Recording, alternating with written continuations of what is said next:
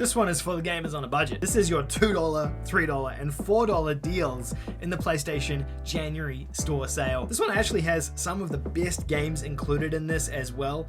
Given the cheap price of the games, it's quite surprising. These are the most budget and cheap titles, including like a couple of almost AAA type things. Let's dive in and take a look.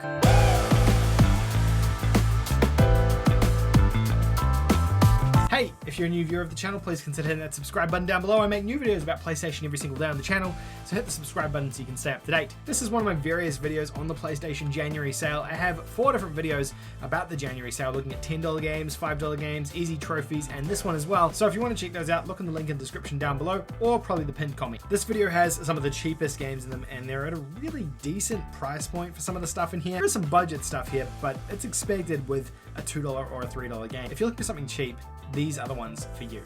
The first game is Adam's Venture. Now this game here, one of the games on the trophy list as well, because it's a really easy platinum trophy. It's going to take you like 4 or 5 hours to platinum. It's essentially a budget Uncharted game. If you look at all the artwork for this game, it wants to be Uncharted so bad, and it's just a terrible version of Uncharted. But if you're looking for some sort of weird indie, well, it's not even indie, it's a AA or A style game that wants to be Uncharted but just does a terrible job of everything that Uncharted does and executes it so badly, but it's still kind of like intriguing. It's almost like The Room, right? Where you're playing this thing that you know is not great, but you need a break from Cyberpunk or Assassin's Creed, and you're wanting something just small and budget and indie to check out. This is for you. It's not an amazing game, but it's an easy platinum, and it's kind of worth checking out. It's kind of worth it for the curiosity, right? Next up is Soma, which is also a cheaper AA style game, but a fantastic horror game. This is actually one of the best horror games on the PlayStation 4, surprisingly. I don't even want to go into the narrative of this one because I think if I say anything about the narrative, it's going to ruin it for you. But there's some AI, there's an underground undersea location. It's very creepy. If you're into spooky games, you should check this one out. And this price point is absolutely insane for this game. Absolutely worth it. One downfall of this game is it just doesn't have a platinum trophy. I have no idea why, but still worth checking out. Amnesia Collection is also discounted. Amnesia being one of the famous PC horror games that came over to PS4. It's pretty rough now considering the game is like 10 years old at this point and wasn't really remastered or improved on the PlayStation 4, but you're getting essentially 2.5 games in this package for only a couple of bucks. It's a pretty good deal for that, especially if you're into sort of that horror type stuff. And if you want to relive your memories of watching PewDiePie back in the day, then this is a good way of doing that. Late Shift is an FMV game published by Wales Interactive. There's actually been a few FMV games available on this sale, and they're actually really good. This one here is my favorite of all of them, in fact. This one here, it's essentially a Quantic Dream game where you have to pick your own choices, but it plays out in full motion video with actual actors playing the parts of the different characters in the game. Has a ton of different endings and choices that you can make, and it's really surprising seeing that in an FMV style game like this. Has an easy platinum trophy as well if you're looking for trophies. And the game itself is a really fun game with a cool narrative to it as well. It's about this heist and this guy being looped into a heist that he didn't want to be a part of, and then trying to wrangle his way out of it. I mean, it probably wouldn't hold up in a cinema watching it with a bunch of people because it's kind of a B-grade movie at that point. But as an FMV game, it's probably one of the best, if not the best, available on the store, on games in general, ever. Agents of Mayhem, this is the failed experiment of Volition. These are the guys that make Saints Row, and this was their most recent game. It kind of didn't work the way that Saints Row do. They took what's good about Saints Row and the customization, the characters and all that sort of stuff, and kind of removed it. And then they created this 4-player co-op shooter that isn't co-op.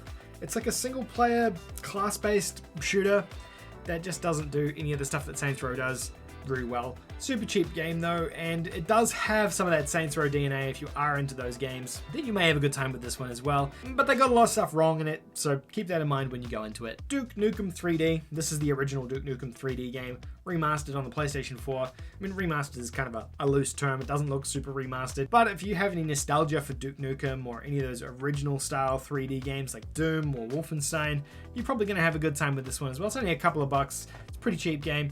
Fast and easy platinum trophy as well if you're after one of those. I just don't know if Duke Nukem really does stand the test of time, you know? I think Duke Nukem would have been cancelled like 2 years ago if he was a real person in 2020. I think Duke Nukem would have been cancelled. I mean, Duke Nukem probably has been cancelled, right? Even as a game franchise. Lords of the Fallen, this is another game that I recommend quite frequently. This is essentially a Dark Souls indie style game. This came out before the Dark Souls 3 launched and before we had Dark Souls on PlayStation 4, and it held up really well back then. It has that slow, methodical combat that Dark Souls games have, and if you're looking for another Souls-like game because you couldn't get Demon Souls or maybe you skipped on Mortal Shell because it's too expensive, Lords of the Fallen is a super, super cheap and affordable Souls-like game that actually does run very well and plays particularly well. Obviously, if you compare it to Bloodborne, Demon Souls, Dark Souls, it's not going to stand the test of time, and it is about a 5 or 6 year old game at this point, but as a budget Souls-like game, very, very worth it. A silly game, I Am Bread. You play as a piece of bread. This has got one of the hardest platinum trophies on the PS4 as well, so if you're after bragging rights for a hard plat,